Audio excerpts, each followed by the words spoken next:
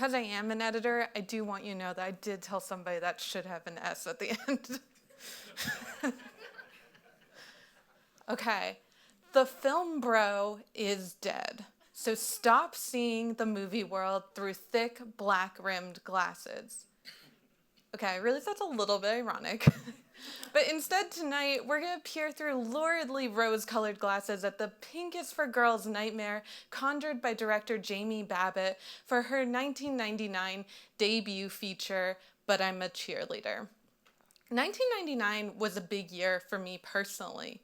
It was arguably the year my journey as a film critic began.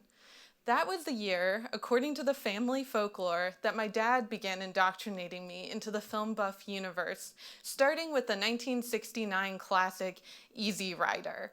I was 6. And thanks to my dad, who also showed me Gladiator, but he waited till age 10, I'm here tonight as co-film editor at the Arts and Politics magazine, The Brooklyn Rail. And as I've worked at the Rail and the more entrenched I've become in studying film, the more convinced I am that one of the most valuable ways we can understand our history and our present culture is by examining how we take each other down. So tonight, we're going to look at some bad reviews of good movies. So back to But I'm a Cheerleader, a movie I did not actually see until adulthood, even though it has a lot in common with the teen rom-coms of the early aughts that followed it. Movies like Easy A, 10 Things I Hate About You, any star vehicle for the low-rise likes of Amanda Bynes, Hilary Duff, and Lindsay Lohan. All the movies I was secretly watching behind my dad's back in between our screenings of The Godfather, every Clint Eastwood Western, and one of his all-time favorites, the BBC version of Pride and Prejudice. But unlike the teen movies and more like Easy Rider and Gladiator, But I'm a Cheerleader was rated R. So a quick ratings refresher. The Motion Picture Association, or the MPA, sets guidelines to help parents determine if a movie is appropriate or not for their children. So the R rating basically means to see the movie in a theater, you either need to be at least 17, which is basically an adult, or accompanied by an adult, or good at buying tickets for kids' movies and then sneaking into the next theater. The only rating higher than R is NC-17, which is basically like the new X rating, and that was actually the first rating But I'm a Cheerleader received before it got knocked down to an R. So, I mean, a movie like Gladiator, it gets rated R because of intense graphic violence, but what happened, what risky business did But I'm a Cheerleader engage in? For one, profanity, because no teenager has ever used a curse word before, and two, not for sex, but for sexual references. DreamWorks kids' movies contain sexual references, looking at you, Road to El Dorado. And there's actually a poltergeist fellatio scene in the 1984 PG-rated Ghostbusters. So this tight 86-minute equal parts rom-com and satire was written by Brian Wayne Peterson, and it stars Natasha Lyonne as Megan, the cheerleader, who is repressing her homosexuality and who gets shipped off to True Directions, which is this absurdist satirical take on a conversion therapy camp featuring counselor RuPaul. And it also stars Clea Duvall as Graham, the love interest, and the rebellious bad girl who totally embraces her sexuality. So over the course of this film, Graham and Megan find the strength to be true to themselves, and they ultimately fall in love, and it's like a classic romance story. So in a 2005 interview for the documentary This Film Is Not Yet Rated, Jamie Babbitt expressed her desire to make a movie for teenagers that they would enjoy. So you have to understand that in order to appreciate the arbitrariness of the R rating, because this documentary also goes on to explain that the MPA tends to give less restrictive ratings for violence over sexuality, for male pleasure over female pleasure, and for heterosexuality over queerness. So that's like 3 strikes against Cheerleader, even though, like I said, the director was trying to make a movie for teenagers that they would like. So I would argue that the R rating set the wrong expectations for critics, and that's part of what explains this initial negative critical reception. Let's take a moment to look at an example from a review. One critic wrote that the film, quote, eventually finds more serious ground to cover, but then segues to a disappointingly conventional love story about being true to your nature, albeit without a boy, end quote. So let's start with at the beginning with that word serious. Of course, not every movie has to be serious to be good. And as we saw in the interview, that wasn't Babbitt's goals. Not to mention, if you think about the aesthetic of the film, it was trying to be outlandish and exaggerated. La Vie en Rose at True Directions looks like this 1950s sitcom cell block with a little bit of Circean melodrama thrown in. The girl side of the camp, the girl world, it glows in this Pepto-Bismol dismal miasma, and the boys club burns in this cool masculine blue. And between this cliche color scheme and the artificiality of the plastic decor, the blend of Edward Hopper isolation with some Barbie Dreamhouse vibes and a dash of what one critic calls the Norman Bates abode from Psycho. This movie bends aesthetics and genres in a way that mirrors its mockery of unbendable stereotypes of gender and sexuality. So coming back to this quote, the one about the finding more serious ground, let's look at the next part of the statement. And that's that part about the conventional love story and the moral of being true to yourself. This was far from the only critic who really struggled with how the plot used these different genres and with what they saw as a simple and juvenile theme. And in all fairness to this critic and others who struggled with this, Cheerleader does seem to tackle higher stakes stuff than the typical teen rom-com. Conversion therapy today is legal in 18 states, and the trauma it inflicts upon young people is well documented. And then you slap a rating on that implies it was made for a mature adult audience. You can understand why somebody would watch the movie waiting for that more serious ground. But as I said before, Babbitt did not want to make a serious movie for adults. She wanted to make a fun movie for kids, something marginalized teenagers didn't normally get to see, an upbeat, age-appropriate movie, something radically conventional, albeit without a boy, as that critic put it. So that also brings me to the second thing that I want to look at in some of these reviews.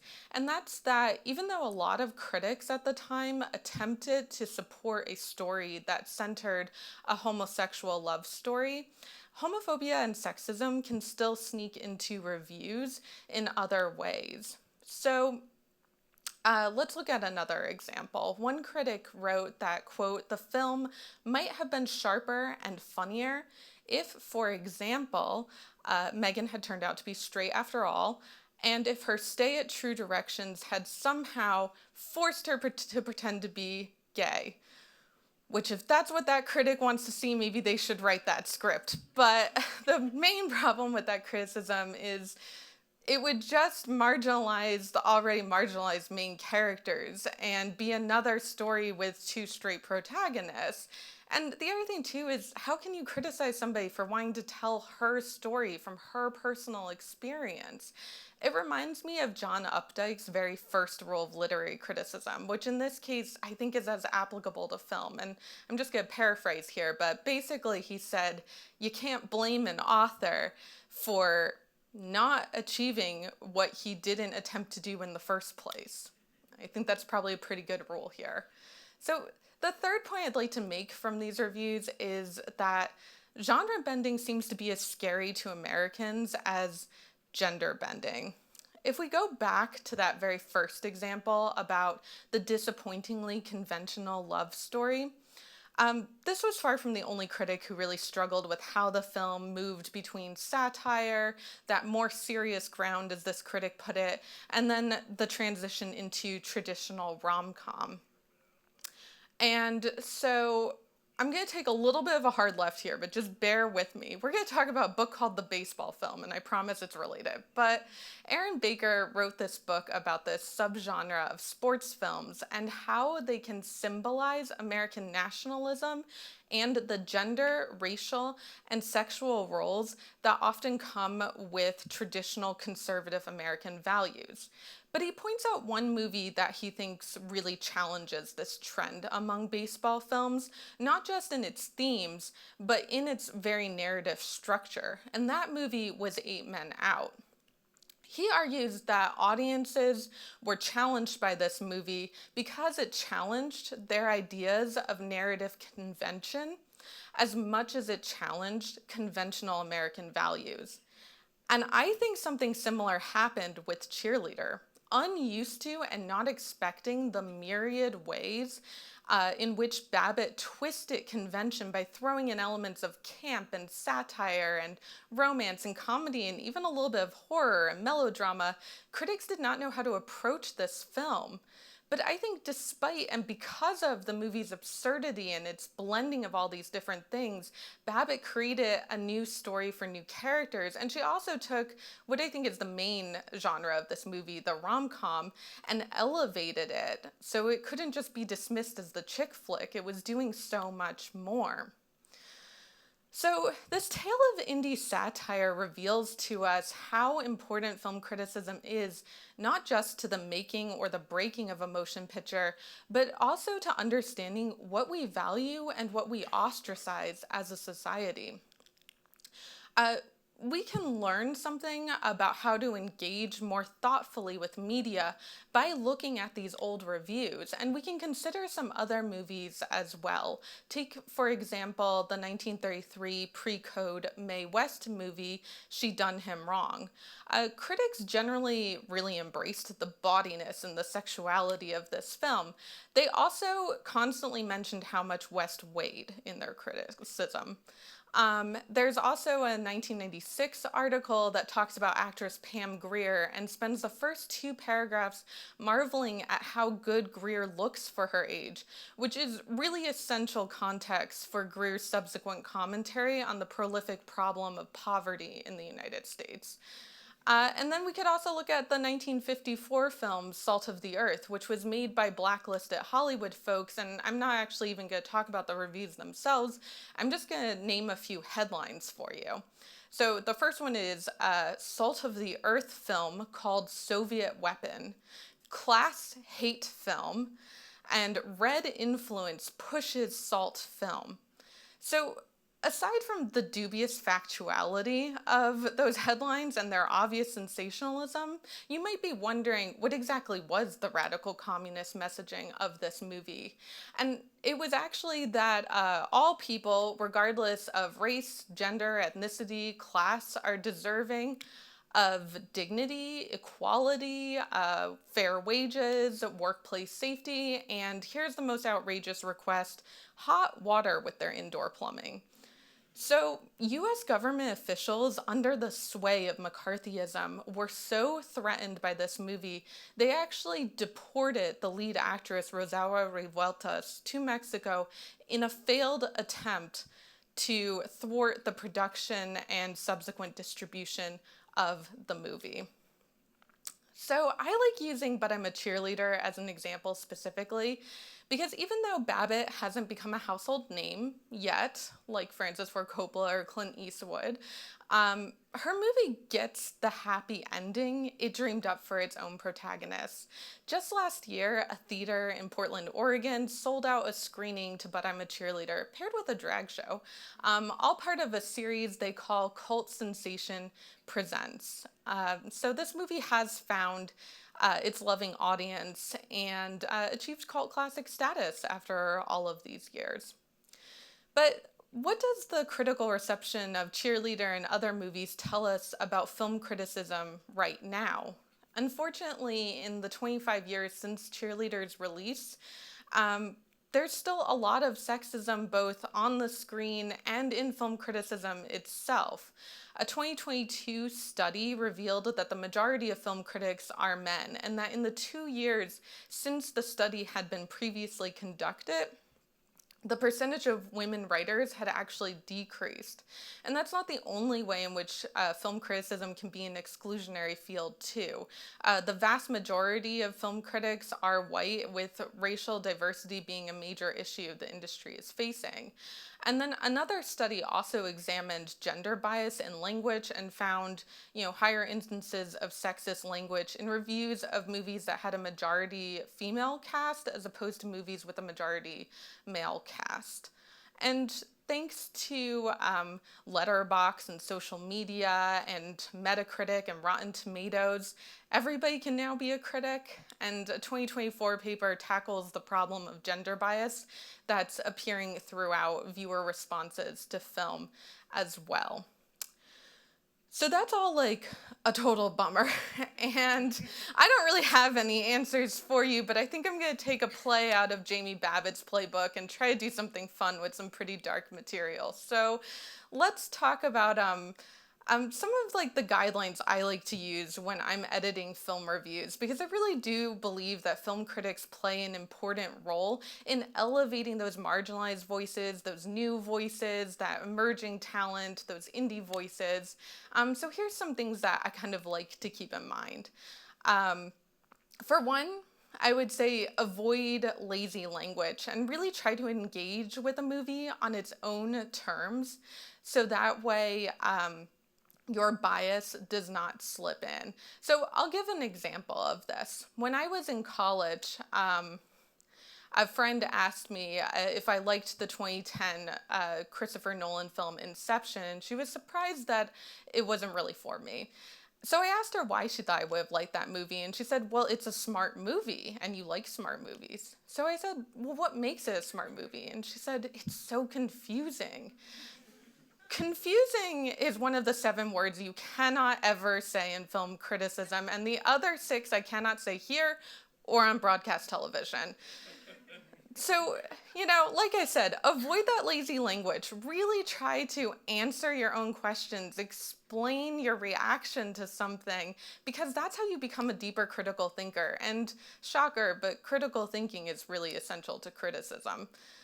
So when I was growing up, I grew up in this very artistic, expressive household, and I also grew up with a brother who was about 8 years younger than me, who had the incredible experience that I'm sure he's extremely grateful for, being expected to keep up with those of us who were mature enough to watch R-rated movies.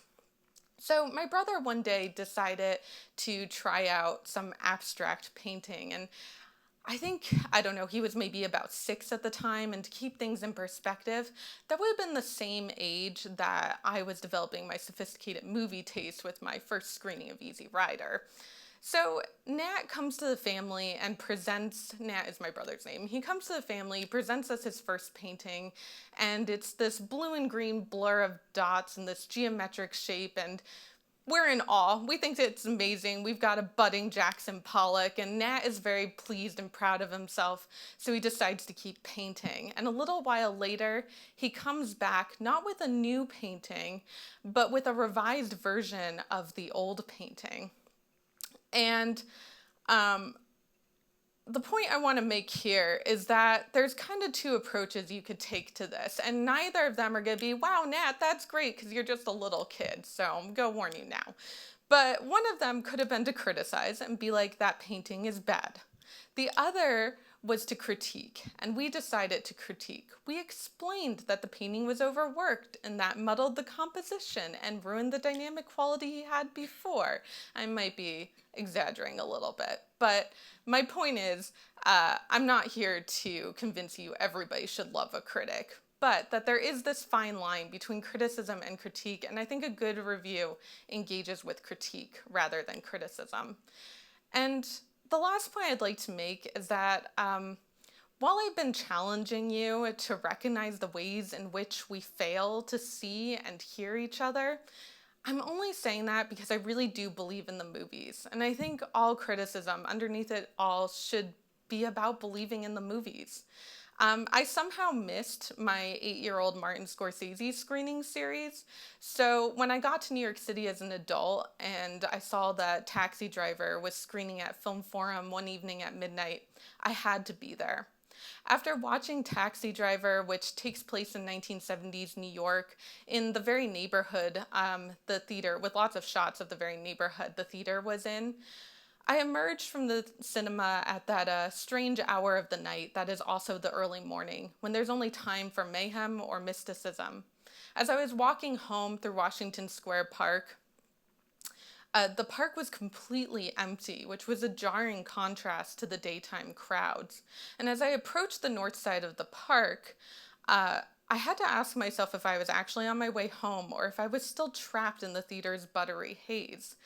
No taxis waited at the light, no cars rumbled over potholes, and all of the cars parked along the side of the road were from the 50s and 60s. So for a brief moment, all alone, I saw what the village might have looked like in that decade leading up to Taxi Driver. What had happened was I had left one movie and walked onto the Coen brothers film set for Inside Llewyn Davis. But this story always reminds me of the incredible power we have to imagine worlds, whether they're new or old. And that ability is so powerful that for a brief second I kind of thought maybe I time traveled. The creation and the critique of film form these two halves of this sacred human responsibility that we have to imagine new worlds, to see the world for what it is, to ask ourselves who we really are, and to challenge us to become who we want to be. So, thank you.